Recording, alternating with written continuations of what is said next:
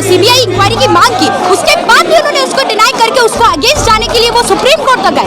मतलब उनके मन में कुछ तो चोरी होगी ना जिसके लिए वो गए हैं। देश को गाली दे देते हैं संविधान के अधिकार में, फिर आप जबरन धर्मांतरण क्यों करवा रहे हैं?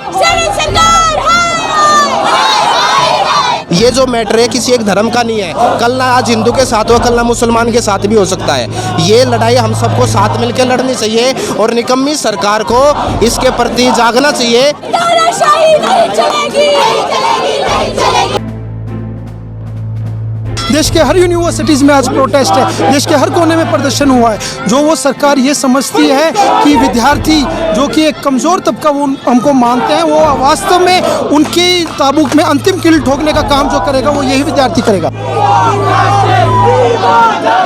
बैंक साथी दे रहा है 50,000 रुपए तक कमाने का शानदार मौका, और वो भी बिना किसी इन्वेस्टमेंट के। आज ही बैंक साथी ऐप डाउनलोड करें।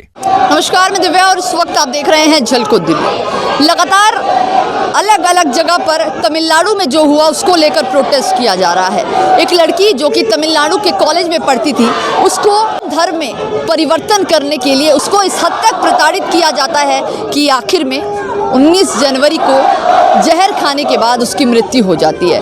आपको बताएं कि लवन्या की गलती क्या थी। सोशल मीडिया पर इस वक्त जस्टिस फॉर लवन्या ट्रेंडिंग में है। आखिर तमिलनाडु की प्रशासन, तमिलनाडु की सरकार क्यों बार बार इस मुद्दे को दबाने का प्रयास कर रहे हैं? भारत के हर कोने में इसको लेकर प्रोटेस्ट किया जा रहा है। आखिर अगर कोई लड़की जो कि हिंदू है और वो नहीं चाहती धर्म परिवर्तन करना, तो क्या उस लड़की को इस हद तक प्रताड़ित करना सही है कि उससे वॉशरूम साफ करवाए जाए, टॉयलेट साफ करवाए जाए और वो मजबूर होकर जहर खा ले? और आज इसी को लेकर दिल्ली के तमिलनाडु हाउस के बाहर एबीवीपी कार्यकर्ताओं के द्वारा प्रोटेस्ट किया जा रहा है। दूसरी तरफ आप देखेंगे भारी पुलिस बल इस वक्त मौके पर तैनात है और इधर कार्यकर्ता सभी मौजूद हैं जो कि चाहते हैं कि लवन्या को इंसाफ मिल सके। इस वक्त इन लोगों से जुड़ेंगे कि आखिर इनकी मांगे क्या है और आपको दिखाएंगे। देखिए, आज का जो प्रोटेस्ट है वो तमिलनाडु सरकार जो कि पूरा हिटलर शाही और तानाशाही का रूप जिसने अपना लिया है, कल वहाँ पे 36 स्टूडेंट एक्टिविस्ट वहाँ पर एक ऐसी छात्रा के लिए जस्टिस मांगने गए थे जिसको ज़बरदस्ती धर्मांतरण करने के लिए मजबूर किया गया। ऐसी स्टूडेंट जिसके 98% मार्क्स आते हैं, वो अपनी स्कूल की टॉपर होती है, लेकिन उसको इसलिए उस अच्छी शिक्षा से वंचित किया जाता है, उसके परिवार को इसलिए बार बार धर्मांतरण के लिए मजबूर किया जाता है क्योंकि वो हिंदू होती है। वो लोग राइट टू फ्रीडम की जिस हम इस देश में बात करते हैं, आज बहुत दुर्भाग्य है कि ऐसे सभी ढपली बजाने वाले छात्र संगठन, वो सभी तथाकथित बॉलीवुड स्टार्स आज मौन है, क्योंकि वो राइट टू फ्रीडम, वो राइट टू एक्सप्रेस, वो राइट टू एक्सप्रेशन उन सभी विद्यार्थियों के लिए, उन सभी धर्म के लोगों के लिए नहीं है जो यहाँ पर मेजोरिटी में है। शायद ही विश्व में किसी भी देश में ऐसा हुआ होगा कि जो धर्म मेजोरिटी में है उसी को ही फोर्सफुल कन्वर्जन के जरिए कन्वर्ट किया जा रहा है, और वो तमिलनाडु की सरकार कर रही है, वहाँ का तानाशाही स्टालिन सरकार कर रहा है। एक चीज़ बताइए, लगातार आप देख रहे हैं कि वहाँ पर इस मुद्दे को दबाने का प्रयास किया जा रहा है, क्यों ऐसा हो रहा है? देखिए, उस मुद्दे में बहुत ज़्यादा सीनियर पॉलिटिशियंस, वहाँ के काफ़ी सीनियर जो क्रिश्चियन मिशनरीज हैं, कि ना ही प्रशासन, ना ही वहाँ के पत्रकार और ना ही सरकार, कोई भी इस मुद्दे पर बात नहीं करता। वो इसलिए नहीं कर रहे क्योंकि एक इतना बड़ा नेक्सस वहाँ पे क्रिश्चियन मिशनरीज ने डेवलप कर दिया है और वो इतना पावरफुल है कि वहाँ पर अगर उसके खिलाफ कोई आवाज़ उठाएगा तो ना जाने लावण्या जैसे कितने हज़ारों स्टूडेंट्स आज तक वहाँ पे धर्मांतरण की वजह से आत्महत्या कर चुके हैं। तो एक ऐसा केस है जो सामने आया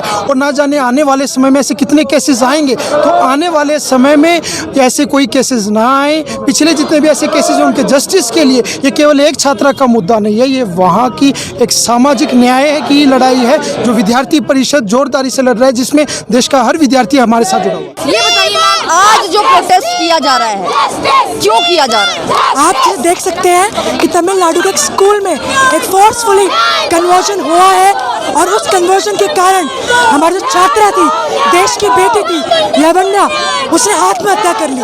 तो हम सभी छात्राएं, हम सब जो संख्या है वो मांग करती है कि लवन्या को जस्टिस मिले और जो फोर्सफुली कन्वर्जन है वो हटाया जाए। अच्छा ये बताइए, वहाँ की जो सरकार है वो कहीं ना कहीं इस मुद्दे को दबाने का प्रयास कर रही है, क्या कहेंगे? देखिए, सोवियत यूनियन में इस चलन नहीं चला तो इस भारत में इस चलन क्या चलेगा? मेरे को लग रहा है कि वो इसलिए छुपा रही है क्योंकि उनको पता है कि अगर पर्दाफाश हो गया तो काफी चेहरे बाहर आएंगे जो इस मजहब का ठेका चला रहे हैं। हम देख रहे हैं लगातार अलग अलग क्षेत्र में प्रोटेस्ट किया जा रहा है और लोग आगे बढ़कर आ रहे हैं, लेकिन कहीं ना कहीं इनकी आवाज़ों को दबाने की कोशिश की जा रही है। देखिए छात्र पूरे मैदान में है और जब जब छात्र मैदान में उतरे हैं तब तक सत्ताएं पलटी गई हैं। तो इस चैलेंज की कुर्सी कितने दूर तक टिकेगी यह हमें नहीं पता, पर मैं ये आश्वासन दिलाना चाहती हूँ कि ये आखिरी आत्महत्या होगी लावण्या की। और हम ये मांग करते हैं कि जो फोर्सफुली कन्वर्जन है वो हटाया जाए और जस्टिस मिले लावण्या को। जो लावण्या बहन थी अपनी तमिलनाडु से, इनको फोर्सफुली कन्वर्जन के लिए करा, तो उसके खिलाफ ये प्रदर्शन है। और हमारी जो राष्ट्रीय महामंत्री है श्री निधि त्रिपाठी जी, उनको कल तमिलनाडु में गिरफ्तार कर लिया गया, तो ये उसके खिलाफ एक जोरदार प्रदर्शन है हमारा। अगर हम मिशनरीज की बात करें तो जिस तरह से इन्होंने आज धर्म परिवर्तन किया है, ये आज से नहीं चला रहा है, ये 52 AD से जिस तरह से वो हर जगह हमेशा बार बार हिंदूज को स्पेसिफिकली सॉफ्ट टारगेट बना के, अगर आप लावण्या के बारे में पढ़ेंगे तो उसने वीडियो में साफ साफ कहा है कि उसको किस तरह से उसको बहुत बेसिक टॉयलेट साफ करवाए जाते थे। वो जब स्कूल में थी उसको पोंगल के दिन पर अपने घर अपने माता पिता से बात नहीं करने दिया जाता। कोई सोच लीजिए कि मेंटली इतना ज्यादा टॉर्चर हो चुका है किसी एक धर्म परिवर्तन के, उसके मेंटल टॉर्चर की स्थिति अब आज हम नहीं समझ सकते। उसके बाद जो लोग जस्टिस मांग रहे हैं, जो उनके सामने जस्टिस करें, आप उनको रिमांड में भेज रहे हैं, आप उनको अरेस्ट करें, किस बिना पे आप निधि त्रिपाठी को अरेस्ट कर रहे हैं और किस बिना पे आपने उनको कल से अभी तक जेल में रखा हुआ है? क्या आपके पास कोई जवाब है? कोई जवाब नहीं होगा उस सरकार के पास। और एम के स्टालिन जैसे ये वही लोग हैं जो स्टालिन जिस तरह से रशिया में करता था, ये वही सोच वाले हैं, ये वही इंसान है जिनके वही है स्टालिन सोच है जो रशिया से उभरी थी, जिनका मानना था कि जो भी आपके लिए अगेंस्ट प्रोटेस्ट करे उन सभी को तबाह कर देना चाहिए, उनको बर्बाद कर देना चाहिए, उनकी आवाज को दबा देना चाहिए। सबसे बड़ी बात है कि हिंदुओं से एक बहुत ज़्यादा सॉफ्ट टारगेट बन गया है क्योंकि वो अपने हक के लिए आवाज़ नहीं उठाते। तो मैं आपके मंच के द्वारा भी यही चीज़ कहना चाहूँगी, उठो जागो हिंदुओं। आज अगर आप नहीं उठे तो शायद आप कभी नहीं उठ पाएंगे। आज आप देख लीजिए हमारी मेजॉरिटी होते हुए कितनी % हम लोग बचे हैं इस देश में। जब देश आज़ाद हुआ था तो हम लोग कितनी मेजॉरिटी में थे और आज हमारी संख्या क्या है?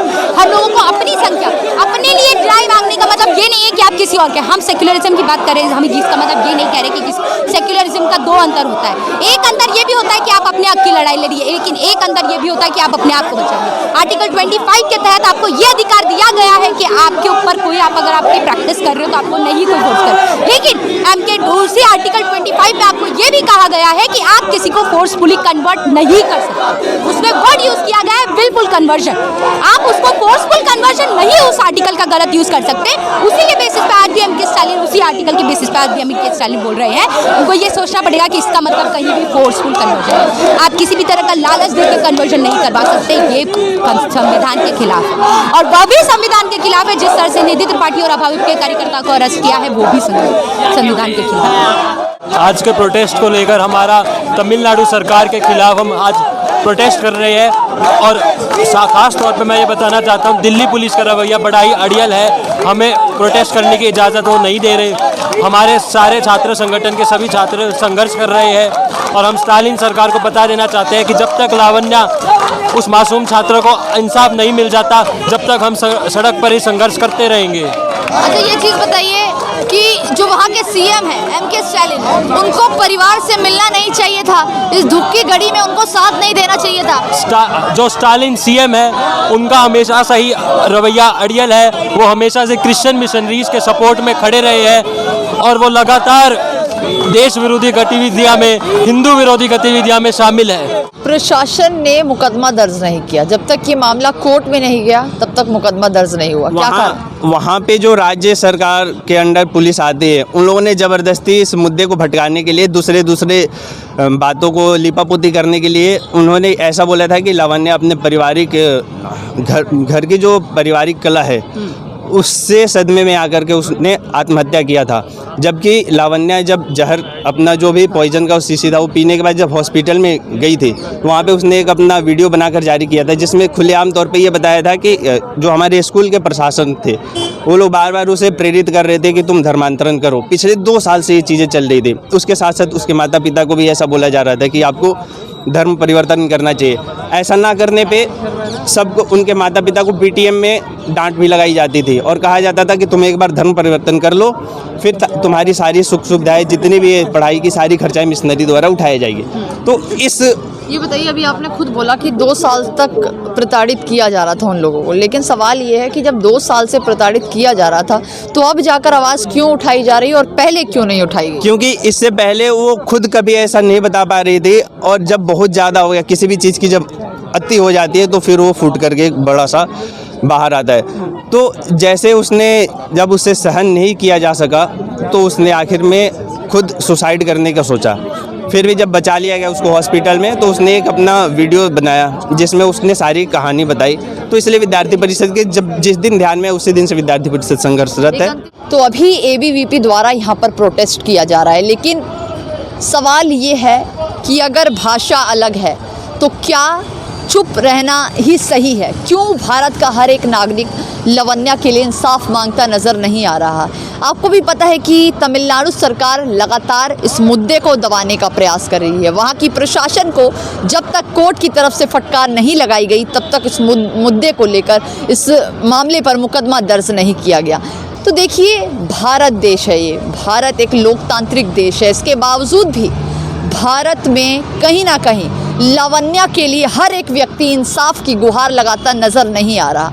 यही कारण है कि लगातार जबरन धर्मांतरण के मामले सामने आते रहते हैं। तो ज़रूरत है कि इस वक्त लावण्या के लिए इंसाफ की मांग की जाए। और आज जो एबीवीपी के कार्यकर्ता, जितने भी इस लोग हैं यहाँ पर, वो सब प्रोटेस्ट कर रहे हैं। और ऐसे ही हर जगह लोगों को इस चीज़ के लिए मांग उठानी चाहिए ताकि लावण्या को इंसाफ मिल सके। तो इस वीडियो पर ज़रूर अपनी राय बताइएगा। कैमरा पर्सन खुशीलाल के साथ मैं दिव्या, झलको दिल्ली।